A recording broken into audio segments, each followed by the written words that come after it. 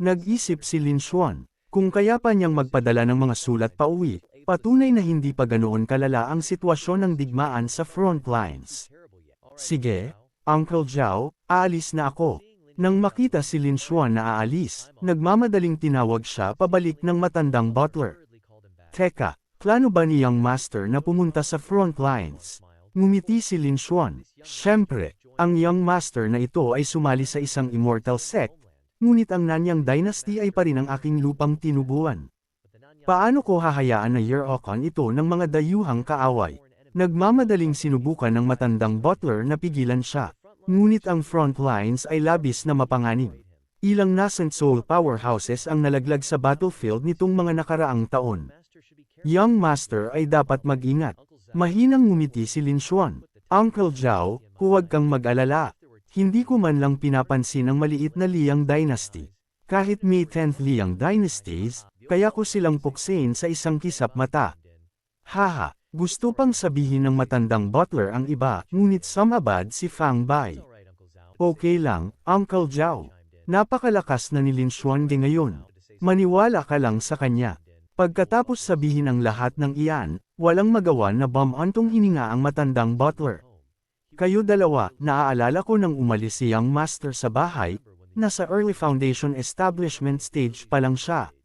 Ngayon, lumipas na ang 15 taon at ang paglusot sa nascent soul stage ay kahanga-hanga na. Sana ay makabalik kayo ng ligtas. Kung may mangyari sa Young Master, Young Lady, nag-aalala ako na ikaw ang magpapatuloy ng bloodline para sa aming pamilya. Dahil dito, napuno ng question marks ang ulo ni Fang Bai at lubos na nagulantang din si Lin Xuan. Uncle Zhao, sinabi ko na sa iyo na normal lang kaming magkaibigan. Huwag kang magsalita ng kalokohan. Ilang araw pagkaraan, 2 guhit ng liwanag ang mabilis na naglakbay sa hangganan sa pagitan ng Nanyang Kingdom at Liang Kingdom. Ginamit ni Lin Xuan ang kanyang divine sense upang i-scan ang military camp, ngunit sa sandaling iyon, isang lumilipad na espada ang tumama patungo kay Lin Xuan at nagmamadali siyang tumalon upang umilag. 2 tao ang lumitaw sa langit. Sumulyap lang sila kay Lin Xuan at pagkatapos ay sinabi sa isang malalim na boses, "Sino ka?" Nagmamadaling yumukod si Lin Xuan. "Mga seniors, huwag kayong mag-alala. Ako ang anak ni Lin Fu. Nagpunta ako sa Invincible Immortal Sect 15 taon na ang nakalipas at ngayon ay bumalik na ako pagkatapos maging bihasa. Lalo akong pumunta rito para hanapin ang aking ama." Nagulat ang dalawa nang marinig ito. Invincible Immortal Sect. Kung gayon, ikaw ang kapwa-disipulo ng kanyang kamahalan. Tumango si Lin Xuan. Tama, ako na ngayon ay isang inner disciple. Matawagan ko si His Majesty na kapatid. Kung ikaw ang kapatid ng kanyang kamahalan, bakit hindi ka sumama sa matandang ito papunta sa kampo at hahanapan ko ng iyong ama para sa iyo? Hindi nagtagal, sa loob ng isang tolda, isang gwapong lalaki na nakasuot ng mahabang robe ang tumingin kay Lin Xuan at ipinagsalikop ang kanyang mga kamay, sinasabing, "Ikaw pala si Lin Shixong. Matagal na kitang hinahangaan. Ang aking adopted sister ay nakatanggap ng iyong pangangalaga." Ang nagsasalita ay walang iba kundi ang Emperor ng Nanyang Dynasty, si Xiao He. Nagpatuloy siya, "Kanina, si General Ding Yuan ay namuno ng mga tropa upang bantayan ang mga supply ng hukbo. Nagpadala lang ako ng tao para imbitahan siya. Malapit na siya rito." Nang marinig ito, medyo nagulat si Lin Xuan. Hindi ko inaasahan na ang gambling addict kong tatay ay magiging isang general pagkatapos sumali sa hukbo. Nanakot ba siya ng tao? Bigla, may lumapit para magulat. Ang matandang ministro na ito ay bumabati sa inyong kamahalan. Ang taong pumasok ay walang iba kundi si General Ding Yuan, si Lin Fu, ang ama ni Lin Xuan. Nang makita siya, namuo ang luha sa mga mata ni Lin Xuan at sumigaw siya, "Tatay!" Ngunit bago pa maging sentimental ang mag-ama, narinig niya si Lin Fu na sumigaw, "Abat ikaw, bata ka. Bumalik ka na." Buntong hininga siya. "Sinabi ko na sa iyo na huwag kang pumunta. Ngayon, tingnan mo, pinalayas ka, di ba?" Napakahiya. Ngumiti si Lin Xuan. "Hindi ba't pareho lang kayo, tatay?" Hindi nakakagulat na sinabi ni Uncle Zhao na kalahati ang nabawasan sa lupa ng pamilya. Lahat pala ay ginamit para dagdagan ng military rank mo. Ibinento lahat. Dahil sa mga salitang ito, galit na galit si Ding Fu. Kalokohan. Ano ang sinasabi mo? Gagawin ko ba ang ganoon? Ilabas mo, bata. Ano ang nagdala sa iyo sa basurahan na ito? Hihi. Malinaw na nandito ako para tulungan kayo na harapin ang Liang Dude na iyan. Nang marinig ito, agad na nagbago ang mukha ni Lin Fu. Huwag kang magbiro. Lugar ba ito para paglaruan mo? Kung mamatay ka sa battlefield, sino ang susunog ng spirit money para sa akin mamaya? Nag-aalala si Lin Xuan. Huwag kang mag-alala. Nasa late stage transformation God realm na ako ngayon. Alam ko na hindi ako makapaniwala sa iyo, bata. Matagal ka nang nasa labas at nasa late stage transformation God realm ka pa lang. Ngunit sa pagsasabi niyon, biglang sumigaw si Lin Fu, ano ang sinabi mo? Nanlaki ang kanyang mga mata sa hindi paniniwala. Napakayabang ni Lin Xuan. Aya, tatay, huwag kang masyadong emosyonal. Binibigyan mo ako ng hiya. Tumalon si Zhao nang marinig ito, nagtatanong ng nagulat, Lin Xuan Shikshong, totoo ba ang sinasabi mo? Kung mayroon tayong late-stage transformation God realm powerhouse sa ating panig, hindi na natin kailangang mag-alala sa kanilang 1,000,000 malakas na hukbo. Kumarba ang mga labi ni Lin Xuan ng may ngisi. Siyempre totoo, dahil doon, inilabas niya ang aura ng kanyang cultivation base. Sa wakas ay nagsalita si Lin Fu.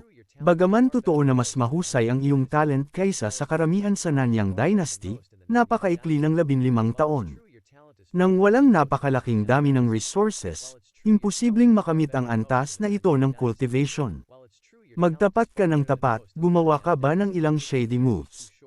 Mayroon bang ilang libong taong gulang na babaeng elder ang nagkagusto sa iyo? Itinaas ni Lin Xuan ang kanyang mga kamay. Ay, hindi nakakagulat na ikaw ang tatay ko. Tama ang hula mo. Nang makita ang ekspresyon ni Lin Xuan, dahan-daang bumantong hininga si Lin Fu. Alam ko na, sumakit ang ulo ni Lin Xuan. Ha, ano na naman ang alam mo, tatay?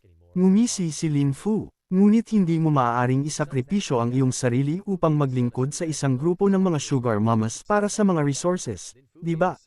Bukod pa rito, hindi lang kakayanin ng katawan mo. Hindi na makapagpigil si Lin Xuan at umubo ng ilang beses. Ubo. Sa tingin mo ba ang anak mo ay ganoong klase ng tao? Sinuri ni Lin Fu ang kanyang anak, mahina. Sa tingin ko, ganoon ka na nga. Hindi pinansin ang kanyang ama, lumingon si Lin Xuan kay Zhao at sinabi, iyong kamahalan, alam mo ang dakilang pangalan ni Elder Li, di ba? Tumango si Zhao. Siyempre, si Elder Li ay maihahambing sa #1 beauty under heaven. Siya ang idolo ng napakaraming lalaking disipulo. Posible bang ikaw, Shikshong? Tumango si Lin Xuan. Haha, tama. Ako na ngayon ang tanging disipulo ni Elder Chu Hai. Ang mga resources ay bumubuhos na parang talon, at sa loob lang ng kalahating taon, lumipat ako mula sa middle stage nascent soul realm patungo sa late stage transformation God realm. Napuno ng emosyon si Zhao Shuo. Nasa Invincible Immortal Sect na ako ng napakaraming taon, ang tanging pagsisisi ko ay hindi ko pa personal na nasaksihan ang kagandahan ni Elder Lin Yun. Sayang, wala ring magawa si Lin Fu. Orihinal na casual lang na nagbibiro, hindi inaasahan na nagkatotoo. Humakbang pasulong si Lin Xuan at tinapik ang balikat ng kanyang ama. Ako, hindi ito ang uri ng sugar daddy situation na iniisip mo. May ambisyon ang anak mo, okay. Ang Shizen Master ay napakabuti sa akin, at siya ay parehong maganda at mabait. Napakabuti niya talaga sa akin, kaya tiyak na hindi ko siya bibiguin. Sa pamamagitan ng image formation, nang marinig ang mga salitang ito at makita ang ekspresyon ni Lin Xuan, namula ang pisngi ni Lin Yunqing. Lin Xuan, hindi kita mali ang paghuhusga pagkatapos ng lahat.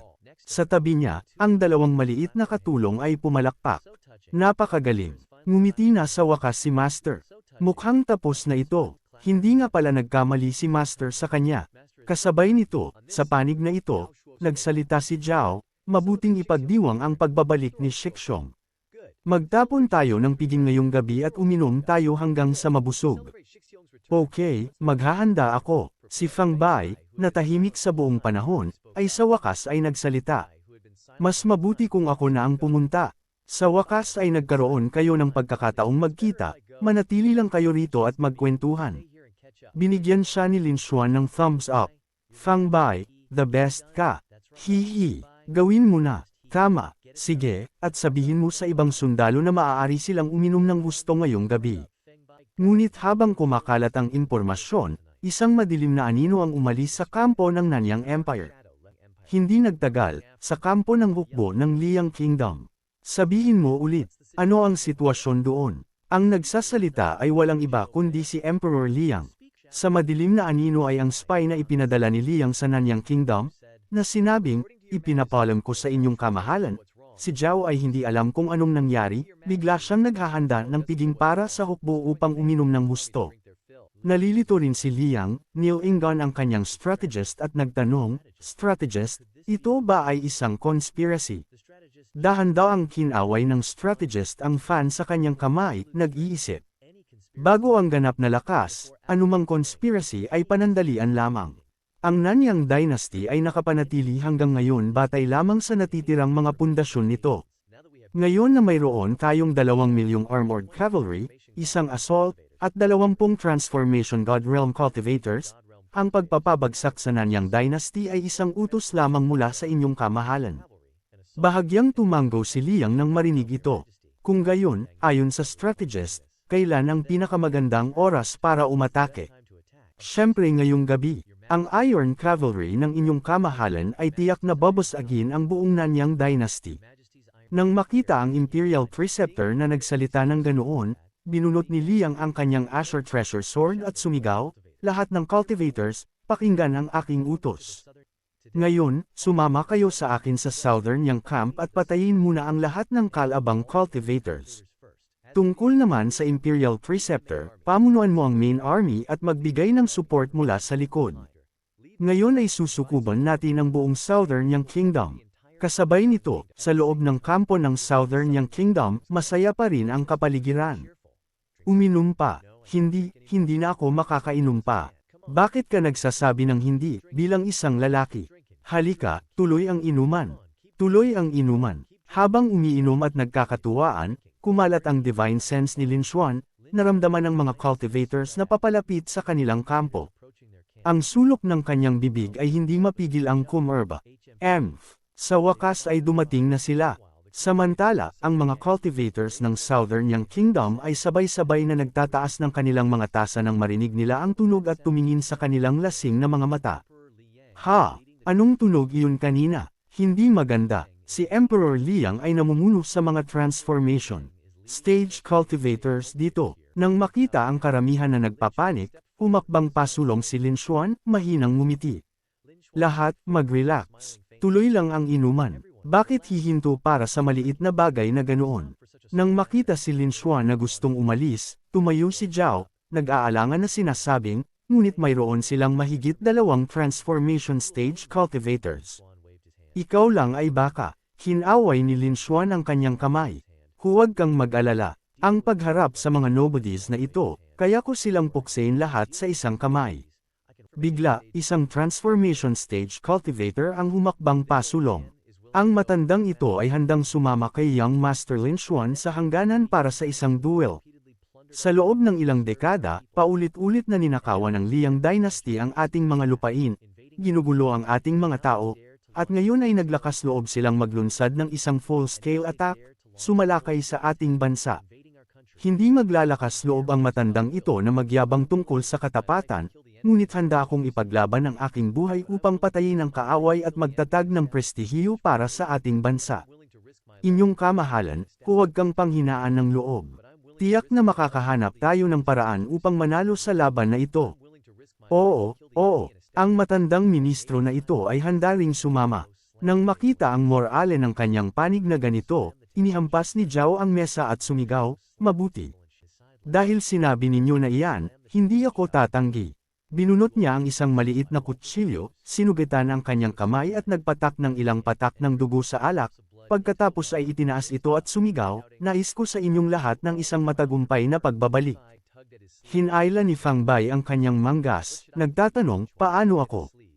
Anong gagawin ko? Tumawa si Lin Xuan, manatili ka rito at protektahan ang Emperor kung sakaling subukan nila tayong i-ambush. Kaya pinamunuan ni Lin Xuan ang 4 na transformation stage cultivators upang harapin ang kaaway. Bagaman hindi niya kailangan na gumawa sila ng anuman, ang pagkakaroon ng 4 na tao ay tama lang. Sa sandaling ito, isa sa mga transformation stage cultivators ang nagsalita. Young Master, kaming 4 ay handang ipaglaban ang aming buhay at pansamantalang pigilan ang 10 sa kanila para sa iyo. Iyan ang pinakamarami na naming magagawa. Ngumiti si Lin Xuan, hindi na kailangan. Ang pagharap sa mga taong ito, hindi nyo na kailangan gumawa ng aksyon, mga elders.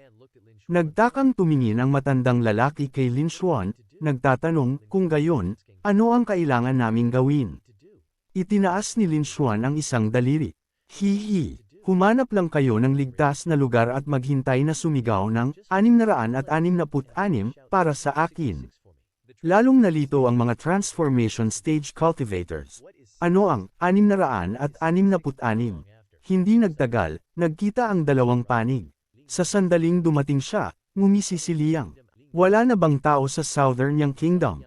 Nagpadala ng 5 matanda, bata, may sakit, at lumpo sa kanilang kamatayan. Hindi sumagot si Lin Xuan, bamulong lang ng malamig.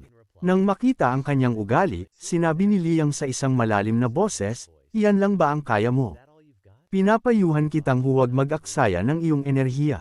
Bukod pa rito, mayroon kaming mahigit 2 transformation stage cultivators. Kung ayaw mong matalo ng miserable, pagkatapos, hinaway ni Lin Xuan ang kanyang kamay upang putulin siya. Nag-iisip ka ng sobra, nandito lang sila para manood ng palabas. Ang pagharap sa mga basura na tulad mo, ako lang ay sapat na. Dahil sa mga salitang ito, galit na galit si Liang. Naglabas siya ng isang magic treasure at sinabi ng malamig, Ang lalaki ng salita. Ang magic treasure ay naging isang beam of light na tumama ng diretso kay Lin Xuan. Tingnan natin kung gaano kakayabang. Medyo nagulat si Lin Xuan sa lakas ng atake na ito.